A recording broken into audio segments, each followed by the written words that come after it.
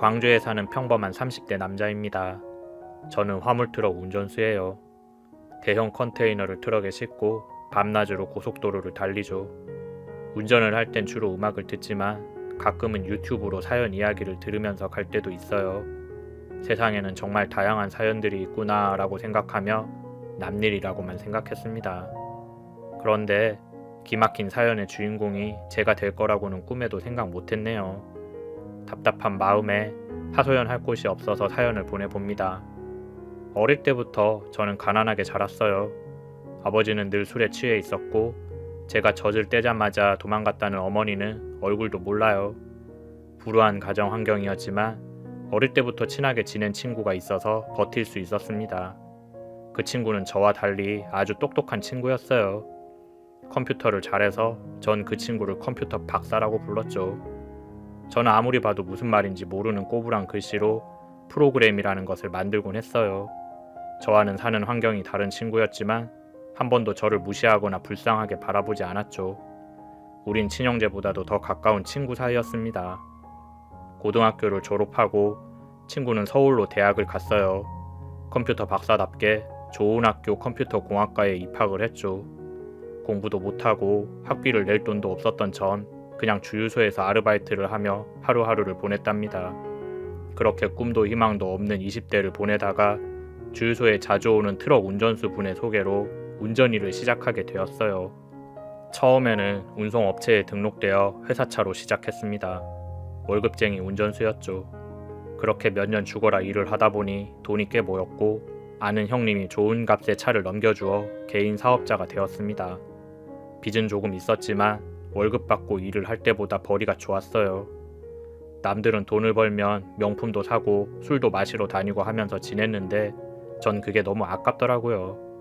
술이야 집에서 찌개 끓여 소주 한잔 하면 되는 거고 명품은 아무리 봐도 좋은지 모르겠더라고요. 대신 여윳돈이 생기면 차에 투자를 했죠. 덕분에 10여 년간 장고장 한 번 없이 무사고 운전을 할 수 있었습니다. 그렇게 돈이 모이고 나니 주변에서 슬슬 결혼 이야기가 나오더군요. 남자는 결혼을 해야 생활에 안정감이 생긴다고 하더라고요. 아닌 게 아니라 밤새 운전을 하고 집에 돌아가면 피곤해서 빨래며 식사도 대충 때우고 많은 날들이 많았어요. 집보다는 트럭에서 지내는 시간이 더 많으니 당연한 일이었죠. 번듯한 집은 있는데 집에 사람이 없으니 사람 사는 집 같지 않았습니다. 그런데 제가 결혼을 하고 싶다고 여자가 뿅 하고 나타나는 게 아니더라고요. 주변에 소개시켜준다는 사람은 많았는데 막상 고졸학력에 트럭 일을 한다고 하면 꺼려하는 여자들이 많았죠. 제가 생각해도 그렇더라고요.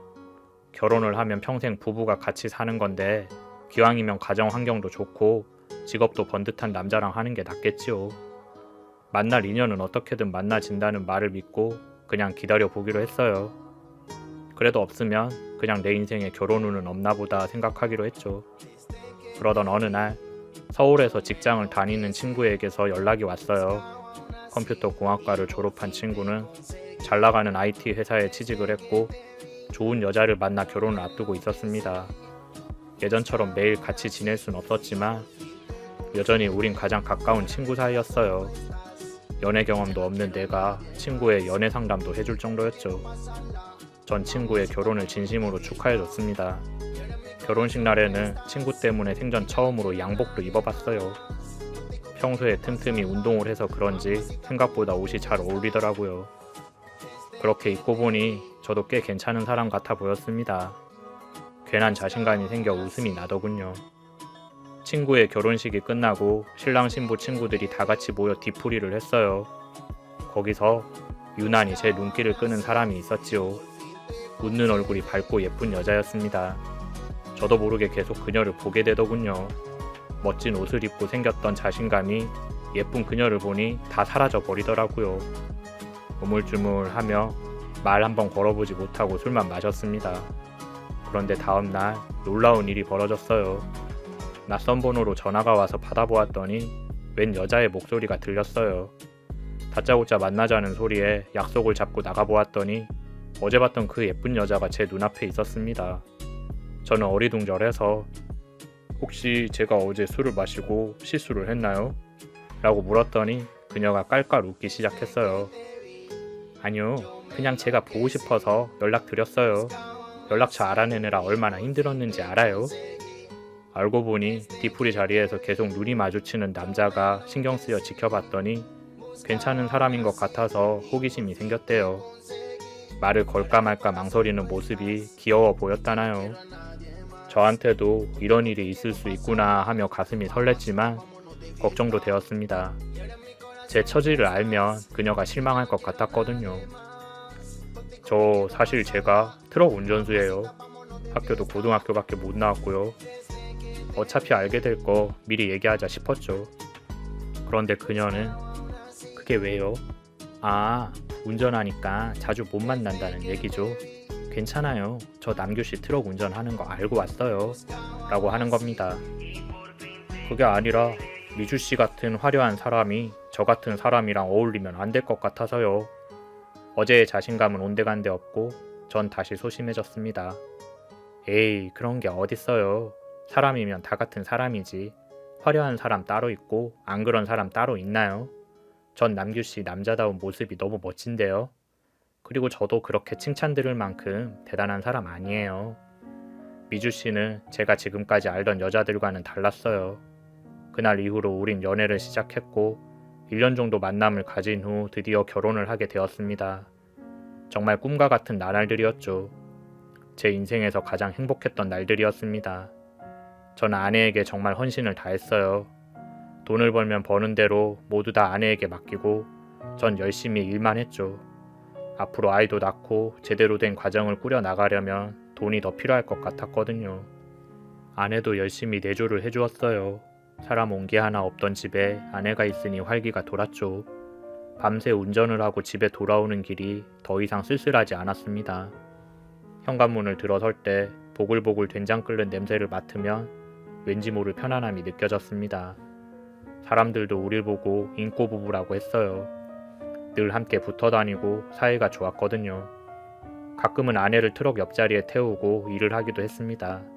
그럴 때면 아내는 대형 트럭이 신기하다며 아이처럼 좋아했어요. 정말 환상의 커플, 아니 환상의 부부였죠. 조금 부끄러운 얘기지만 저희는 속궁합도 좋았어요. 결혼 전에 경험이 없어서 걱정을 많이 했었는데 다행히 아내와 전 마치 천생연분처럼 밤마다 뜨거운 시간을 보낼 수 있었습니다. 아내는 처음 만날 때부터 솔직하고 거침없는 성격이었는데 성적으로도 적극적인 편이었어요. 여자들도 남자들만큼이나 성적인 욕구가 있는데 다들 눈치 보느라 감추고 산다면서 자기는 욕망에 솔직한 게 좋다고 했죠. 처음에는 아내가 그렇게 얘기하면 오히려 제가 부끄럽곤 했었는데 부부 사이에는 솔직하게 얘기하는 게 낫다는 생각이 들더군요. 암튼 좋은 여자 만나 결혼에 성공한 저는 이제 토끼 같은 자식들 낳아서 화목한 가정을 꾸리는 것만 남았다 생각했죠. 그런데 30대가 되니 몸이 예전 같지 않더라고요. 혼자일 때보다 돈을 더 벌어야 한다는 생각에 일을 늘린 게 화근이었어요. 어느 날부터인가 아랫도리가 묵직해서 마음에 걸렸는데 병원에 갔더니 급성 전립선염이라고 하더라고요. 운전을 하는 사람들의 고질병이죠. 다행히 심한 건 아니라서 약 먹고 잘 치료하면 괜찮다고는 하는데 몸이 불편하니 스트레스가 이만저만이 아니더라고요. 아내에게 소식을 전했더니 아내는 대뜸 그럼 성관계 하는 건 괜찮은 거야? 라고 묻더군요. 상관은 없는데 그래도 조심은 하는 게 좋다고 하더라고. 아무렇지 않은 듯 대답은 했지만 내심으로는 조금 서운하더라고요. 다른 아픈 데는 없는지 걱정이라도 해주길 바랬는데 제일 먼저 물어보는 말이 성관계를 할 수 있냐는 말이었으니까요. 그게 그렇게 중요한 일이었나 싶었죠. 제가 아프기 시작하면서 부부관계도 조금 멀어진 기분이었습니다. 아무래도 병원이다 뭐다 하면서 스트레스를 받다 보니 저도 모르게 아내에게 짜증을 내기 시작했고 아내도 지쳐 보였습니다. 잠자리도 당연히 뜸하게 되었지요. 항상 밝고 에너지가 넘쳤던 아내도 말이 없어지고 우울해 보였죠. 부부 권태기가 이런 건가 싶었습니다. 항상 일 마치고 집에 들어가면 밥 짓는 냄새와 포근한 온기가 날 반겨주었는데 식사는 배달로 때우는 날이 많아졌고 정리도 되지 않은 집에는 차가운 냉기만 흘렀습니다. 어느 날인가는 집에 갔더니 캄캄한 거실에 아내가 혼자 우두커니 앉아있더군요. 무슨 일이냐고 물어봐도 아내는 대답을 하지 않았어요. 저는 괜히 미안한 마음이 들었습니다. 따지고 보면 제가 몸 관리를 잘못해서 벌어진 일이었으니까요. 주변에 물어보니 권태기 땐 다들 그렇다며 그럴 땐 무조건 아내의 비위를 맞춰주면 된다고 하더군요. 그래서 저는 큰맘 먹고 명품 가방을 사서 아내에게 선물했습니다.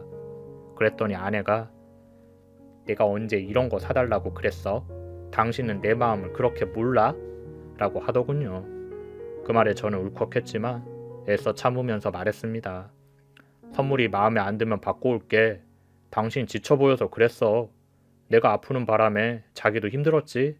앞으로 내가 잘할 테니까 우리 다시 예전처럼 사이좋게 지내보자. 그날 이후 저는 아내를 도와 집안일도 거들고 쉬는 날에는 요리도 만들어 먹으면서 관계 개선을 위해 노력했습니다. 그러자 아내의 마음도 조금씩 풀어지는 것 같더군요. 하지만 예전에 에너지가 넘치던 그 모습으로는 돌아오지 않았습니다. 그러던 어느 날이었어요. 여느 때와 같이 운행을 나서다가 차에서 이상한 소리가 나 운행을 취소하고 정비소에 들렀습니다. 대형 트럭은 자칫하면 큰 사고가 날 수 있어서 사소한 이상이라도 그냥 넘기면 안 되거든요. 오늘 하루는 공쳤다 생각하고 정비소에 온 김에 싹 다 점검을 하기로 했죠. 차를 맡기고 식사를 하기 위해 식당으로 가던 길이었습니다. 길 건너편에서 낯익은 여자의 얼굴이 보였어요. 바로 제 아내였죠. 저는 반가운 마음에 손을 들어 인사를 하려다가 이상한 느낌이 들어 나무 뒤로 숨었습니다. 아내의 옆에 생전 처음 보는 남자가 있더라고요. 그 둘은 잠시 이야기를 나누더니 나란히 근처 모텔로 들어갔습니다. 저는 눈이 뒤집혀지는 줄 알았죠. 당장 모텔로 따라 들어가서 이게 어떻게 된 일이냐고 묻고 싶었습니다. 하지만 예상하지 못했던 일을 갑자기 마주하고 나니 아무런 생각도 들지 않았습니다. 어쩌면 아내를 닮은 누군가를 내가 잘못 봤을 수도 있겠다 생각했죠. 아니 그렇게 믿고 싶었습니다. 그날 저녁 무거운 마음으로 집에 들어갔는데 웬일로 아내는 즐거워 보였어요. 왔어? 오랜만에 자기 좋아하는 동태탕 끓였어. 빨리 씻고 밥 먹자. 마치 예전으로 돌아간 듯한 아내의 태도에 전 어리둥절했죠.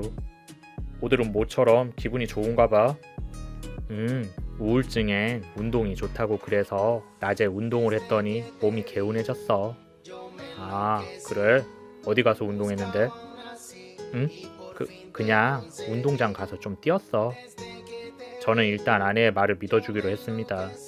제가 낮에 본 걸 얘기해도 아내는 아니라고 할 거고 증거가 없으니 더 이상 캐물을 수도 없었으니까요. 그리고 여전히 마음 한구석에서는 아내가 아니었길, 내가 잘못 본 것이길 하는 마음이 있었어요. 하지만 한번 자라버린 의심의 씨앗은 점점 커져만 가더군요. 자꾸 눈앞에 아내가 낯선 남자와 모텔에 들어가는 장면이 아른거렸어요. 하지만 대놓고 아내에게 물어볼 수도 없고 혼자서 속으로만 끙끙 앓기 시작했습니다. 하필이면 그 즈음에 배송 물량이 많아져서 장거리 운행으로 집을 비우는 날도 많았어요. 하루만 운행을 하지 않아도 손해가 막심하기에 일을 쉴 수도 없었죠. 하루하루 사는 게 사는 것 같지 않았습니다. 집에도 들어가기 싫었어요. 일이 끝나면 밖에서 술을 마시고 괜히 동네를 한 바퀴 돌다 집에 들어가곤 했죠.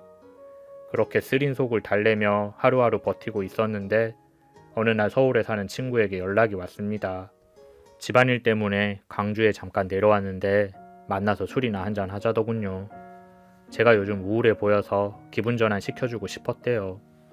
그렇게 친구를 만나 소주를 한 잔, 두 잔 주고받고 나니 오랜만에 사람 사는 것 같은 기분이 느껴졌습니다. 재수씨는 잘 지내지? 응, 잘 지내. 근데 표정이 왜 그래? 무슨 일 있어? 저기, 사실은 말이야. 진심으로 걱정하는 친구를 보며 전 그동안 혼자 속으로만 고민하던 이야기를 다 들려주었어요. 제 얘기를 들은 친구는 경악했죠. 네가 잘못 봤을 가능성은 없고 나도 몇 번이나 그렇게 생각해봤는데 맞는 것 같아. 그런데 증거가 없으니 어떻게 할 수도 없고 친구야, 나 정말 미치겠다. 마음을 털어놓고 나니 괜히 서러움이 북받쳐 눈물이 났습니다. 그런 저를 보며 친구가 한참 생각을 하더니 조심스레 말을 꺼냈습니다. 저기 내가 널 도와줄 수는 있을 것 같은데 그게 좀 문제가 될 수 있어서. 뭔데? 나 정말 뭐라도 할 수 있어. 절박하게 매달리는 저에게 친구는 뜻밖의 제안을 했습니다. 재수씨 핸드폰에 해킹 프로그램을 심어두면 네가 멀리 있어도 재수씨가 뭘 하는지 알 수 있어. 정당한 방법은 아니지만 일단 네 의심이 맞는지 확인은 해봐야 될 거 아냐. 해킹? 그거 어렵고 복잡한 거 아냐? 쉬워. 너 평소에 광고 문자 많이 오지? 이상한 인터넷 주소 던져주면서 누르라고 하는 거. 그게 다 해킹 프로그램이야. 달리 할 수 있는 게 없었던 상황인지라 저는 친구의 제안을 수락했습니다. 우선 친구가 광고 문자인 것처럼 아내의 핸드폰으로 문자를 보냈고 아내가 씻는 틈을 타서 제가 그 문자를 눌러 해킹 프로그램을 심었어요. 그날부터 전 아내의 핸드폰을 실시간으로 감시할 수 있었습니다.